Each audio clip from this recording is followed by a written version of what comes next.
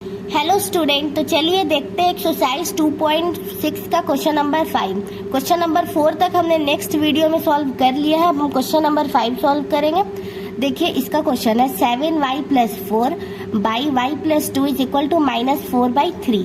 तो इसमें आप देखिए, इसमें भी वेरिएबल एक ही है जैसे कि y, तो इसे भी हम क्रॉस मल्टीप्लीकेशन से सॉल्व करते हैं। ठीक है, जैसे कि देखिए 7y + 4 by y + 2 is equal to -4/3।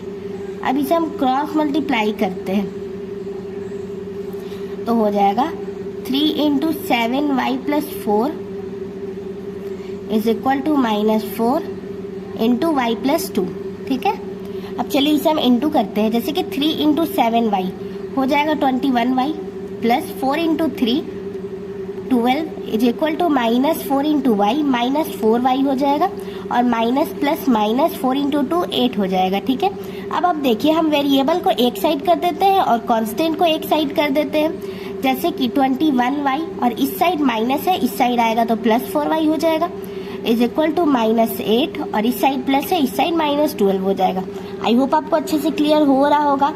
अब आप देखिए 21y + 4y कितना होगा, 25y हो जाएगा, इज इक्वल टू -8 - 12 करेंगे तो -20 हो जाएगा। आई होप आपको अच्छे से क्लियर हो रहा होगा।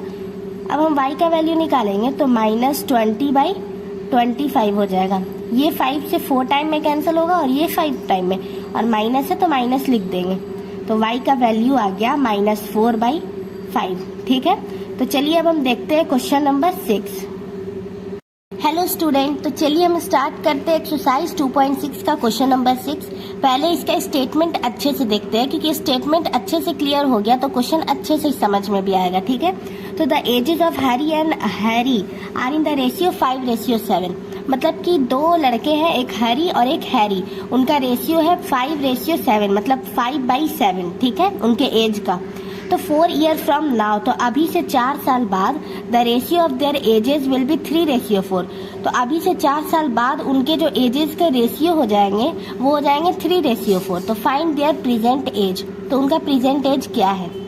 तो चलिए सबसे पहले इसे सॉल्व करते हैं। तो देखिए, हम मान लेते हैं लेट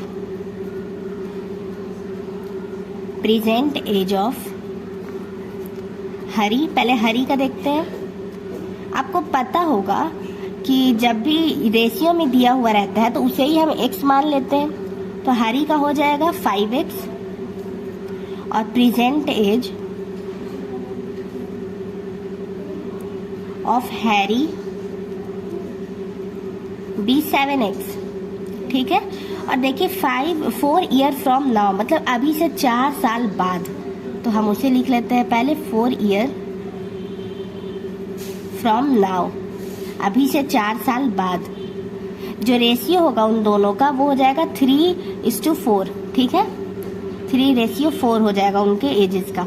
तो 4 साल बाद जो उनका प्रेजेंट एज है, पहले वो हो जाएगा प्रेजेंट एज ऑफ हरी, वो हो जाएगा 5x + 4, क्योंकि 4 साल बाद, तो बाद है तो प्लस करेंगे हम 4, और अगर पहले होता तो माइनस करते।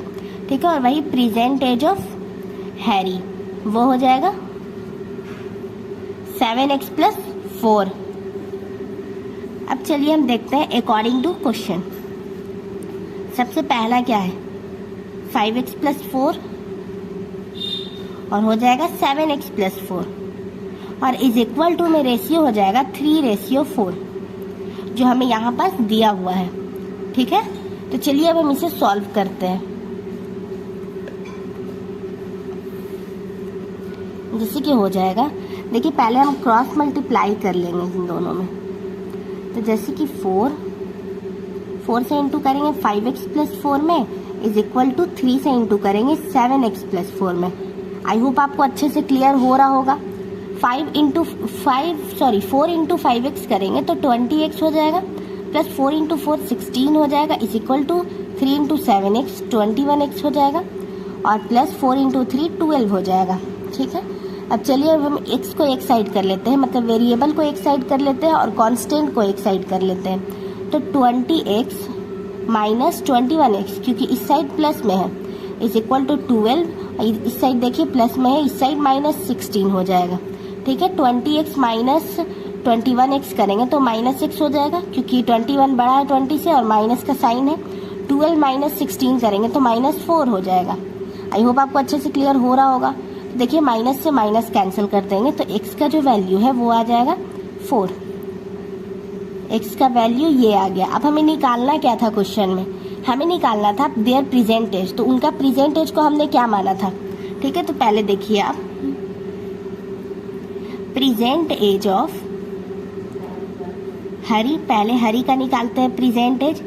उसका प्रेजेंट एज था 5x, मतलब कि 5 × 4 मतलब 20 ईयर।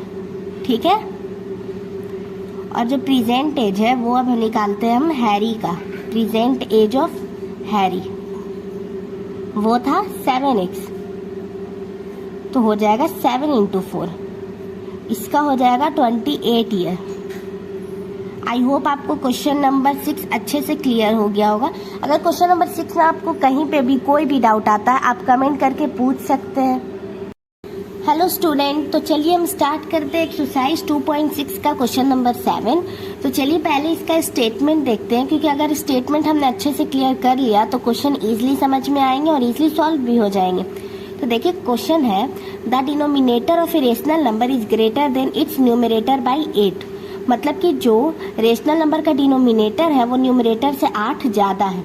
ठीक है, if the numerator is increased by 17, अगर हम न्यूमरेटर को 17 से बढ़ा दें, and the denominator is decrease by 1, और डिनोमिनेटर को 1 से घटा दें, तो द नंबर ऑब्टेन इज 3/2। तो जो हमें नंबर प्राप्त होगा वो होगा 3/2। तो फाइंड द रेशनल नंबर, तो हमें रेशनल नंबर फाइंड करना। अब देखिए रेशनल नंबर का मतलब क्या होता है। रेशनल नंबर का मतलब होता है कि जो p/q के फॉर्म में हो, और p इज इक्वल टू क्या होता है, न्यूमरेटर। तो जैसे कि देखिए 3/2 है, जैसे कि 3/2 कोई भी हम ऐसी एग्जाम्पल ले लिए तो 3/2 है, तो ये हो जाएगा न्यूमरेटर और ये हो जाएगा डिनोमिनेटर। ठीक है, तो आई होप आपको अच्छे से अब क्लियर हो गया होगा। चलिए क्वेश्चन सॉल्व करते हैं हम। तो देखिए सबसे पहले हम एज्यूम कर लेते हैं, जैसे कि तो सबसे पहले देखिए क्वेश्चन कि the denominator of a rational number is greater than it's numerator by 8। तो मतलब जो डिनोमिनेटर है वो न्यूमरेटर से 8 ज़्यादा है। तो हमें मानना क्या है, न्यूमरेटर, क्योंकि डिनोमिनेटर से 8 ज़्यादा है तो जो भी हम न्यूमरेटर को मानेंगे उसमें 8 ऐड कर देंगे। तो देखिए let the numerator be x, numerator को हम x मान लेते हैं। तो जो डिनोमिनेटर है वो हो जाएगा डिनोमिनेटर b, 8 ज़्यादा है मतलब कि x + 8। ठीक है, आई होप आपको अच्छे से क्लियर हो रहा होगा। तो जो रेशनल नंबर हो जाएगा वो क्या होगा, देखिए रेशनल नंबर क्या होता है, p/q के फॉर्म में, मतलब न्यूमरेटर बाई डिनोमिनेटर। न्यूमरेटर में x है, डिनोमिनेटर में x + 8। अब हम देखते हैं अकॉर्डिंग टू क्वेश्चन। पहले हम ये दोनों उतार लेते हैं एज इट इज, जैसे कि x/x + 8। अब क्वेश्चन में देखिए, if the numerator is increased by 17, मतलब न्यूमरेटर में 17 बढ़ाना है। न्यूमरेटर ये ऊपर वाला है, उसमें 17 ऐड कर देंगे। And the denominator is decrease by 1, और जो डिनोमिनेटर है उसमें 1 घटाना है, मतलब -1 कर देंगे। तो द नंबर ऑब्टेन इज 3/2। तो जो नंबर हमें प्राप्त होगा वो होगा 3/2। तो इज इक्वल टू में 3/2 होगा, क्योंकि वही नंबर हमें प्राप्त होगा। तो फाइंड द रेशनल नंबर, तो अब हमें रेशनल नंबर फाइंड करना है। तो अब हमने अकॉर्डिंग टू क्वेश्चन तो कर लिया है। अब चलिए हम इसे सॉल्व करते हैं। जैसे कि देखिए ये क्वेश्चन है, तो पहले इसे करते हैं x + 17 by x plus minus है, तो प्लस माइनस प्लस हो जाएगा 7, क्योंकि साइन बढ़ा इसका और 8 में से माइनस कर दिया हमने, इज इक्वल टू में 3/2 हो जाएगा। ठीक है, अब इसमें देखिए हम क्रॉस मल्टीप्लाई कर लेते हैं, जैसे कि 2 से हो जाएगा, जैसे देखिए इसमें और इसमें इससे, तो 2 से हो जाएगा x + 17 इज इक्वल टू 3 से हो जाएगा x + 7 में।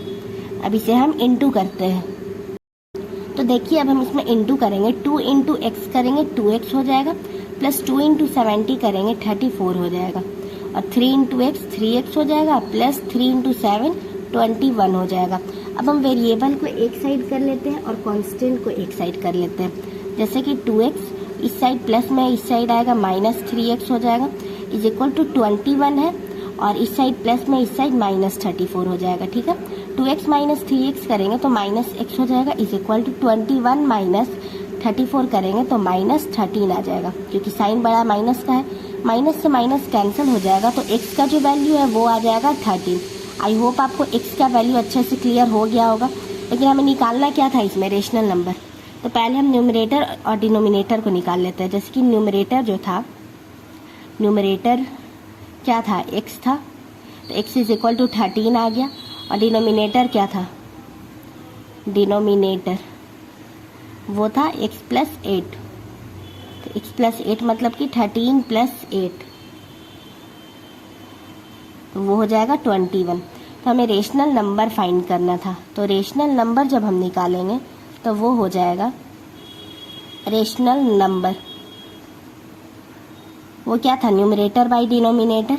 मतलब न्यूमरेटर में कितना है 13 और डिनोमिनेटर में 21, तो इसका फाइनल आंसर आया है 13/21। आई होप आपको क्वेश्चन नंबर 7 अच्छे से क्लियर हो गया होगा। ये इस चैप्टर का लास्ट क्वेश्चन है। अगर कोई भी डाउट आता है आप कमेंट करके पूछ सकते हैं।